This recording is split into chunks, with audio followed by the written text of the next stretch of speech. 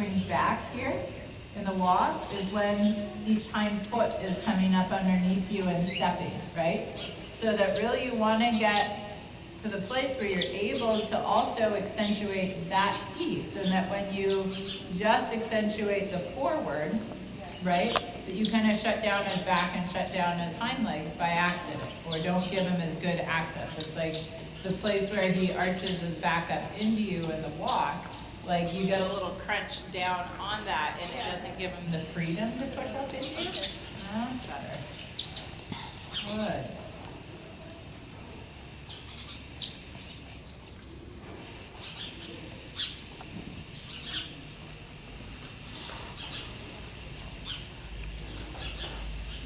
Very good.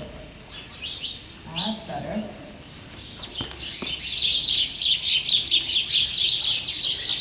Good. And just put one hand on your hip, okay? And I want you to feel if you can find that back swing of your hip. Good. Don't lean back. It's not upper body back, right? It's sternum stays up and forward. Over your hips. That's it. What are you doing? Someone steering? I don't know if anyone's steering. Good. Okay. There you go. It's like in the two hands got a horse. That's it. Good. Yeah, see if you can get even a little bit more swing through that part of your back. Through that part of your hip. There you go. Good. Ask him to walk a bit more, but ask him to walk by accentuating the back feet more than the front feet. Yeah. So now we're getting, which way are we shoving? Which way are your shoulders starting to go, right? They're getting behind your hips to try and generate that power, right? And then you get a little out of rhythm with him. Yeah. So say again how I'm supposed to push him forward with the back. Okay, so each hind foot is actually stepping forward and up underneath you when you're accentuating the back beat. It's not that you don't use the forward beat at all, it's just that all you want to use right now is that forward beat. So we got to talk mostly about the back beat. You can give them a little kick up that says, hey, walk up here, so that you get more walk to work with. But then as you get that, I want you to make sure that your hip is swinging backwards. That's it. Upper body's got to come forward. Think about your rotation of your thigh and heel back underneath you. So roll that thigh in from your hip so that the inside of your knees are next to your horse. That's it. And that your thigh really matches him. That's better. He tells you right away when you get it. Do you feel that? Whoops. Make sure you've got both thighs, right? That you've got them in between both sides. That's better. Good for you. That's really good rotation. Yeah. Good. What do you notice there? What's better?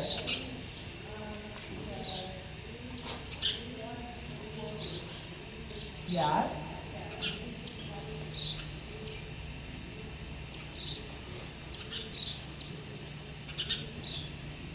Good. Okay. So then, make sure you're not starting to sneak back there, and then we're going to go back up to trot.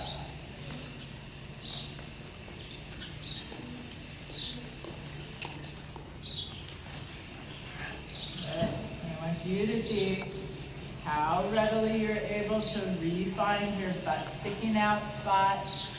Your rotation. Good.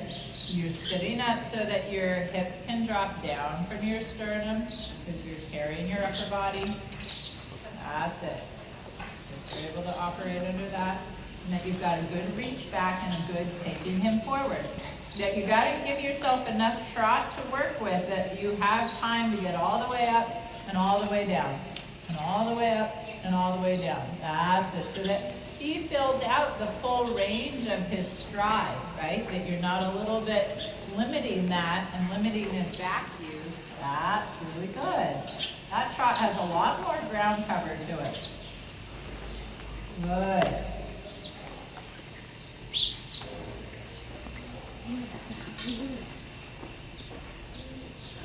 Oh, yes.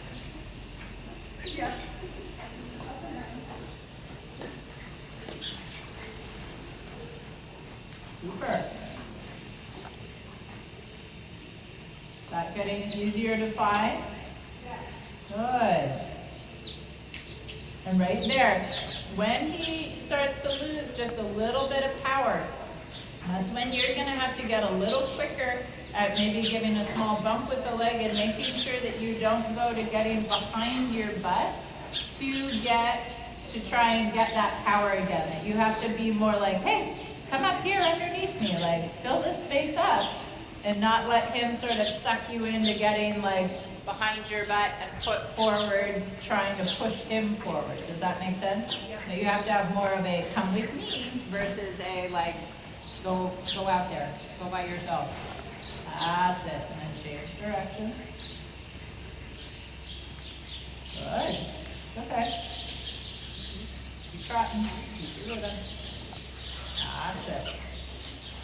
And then we have to add in there next that when you use your reins, that doesn't cause you to lose this carriage in yourself, right? That we get you a new technique for your arm so that if you need to use the reins, if you need to take back your arm just a little bit, that doesn't cause you to go into falling back on your butt. Good for you. Yeah, reach that butt back. Good, really good. A little more trot. You taking him, so that it's never him running away with you, it's your idea. It's him being a really good dance partner, okay? Keep thinking a little bit about reaching your butt out behind you. That's it. Good job. Very nice. Very nice. Okay, you feel up for canter? Okay, when you're ready, let's go to canter.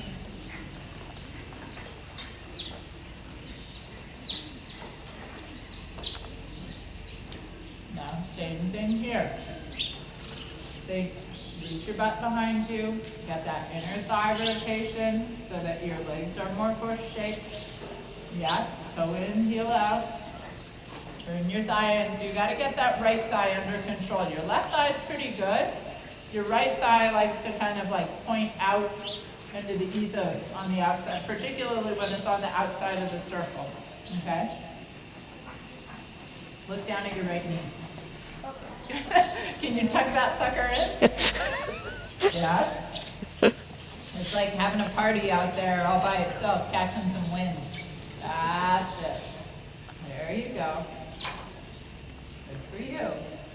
Got it? Tuck that right knee in again.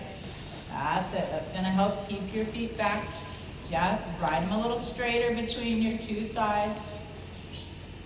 Gotcha, girl. Reach that butt back and down quick so that we get that duck butt. There you go. Shorten your reins. Straighter between two reins because he gets pretty jackknifed on that left rein. It's going to make it harder for you to get your right side on. That's a girl. Good. Yeah. Rotate that side. Get that knee down again. Good for you. Good in the trot. You're coming back to that much better now. Even a little bit more. You got to make sure that you're reaching your seat bones for the saddle. Stick that butt out and reach those seat bones towards the back of the saddle where the saddle starts to curve up behind you. That's it.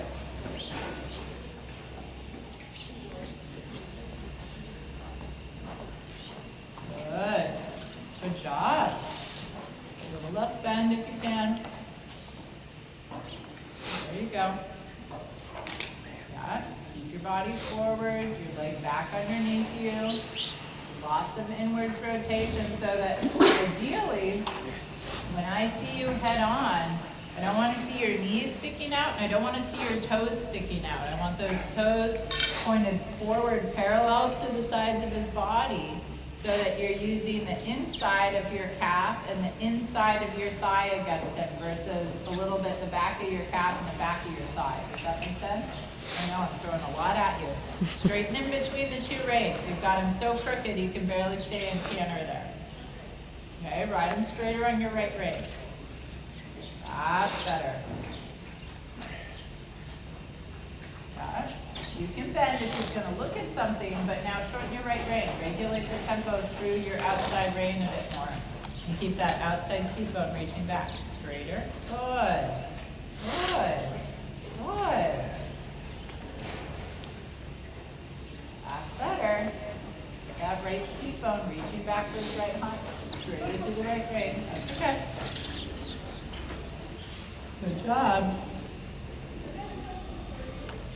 What'd you say? She has a question. Yeah.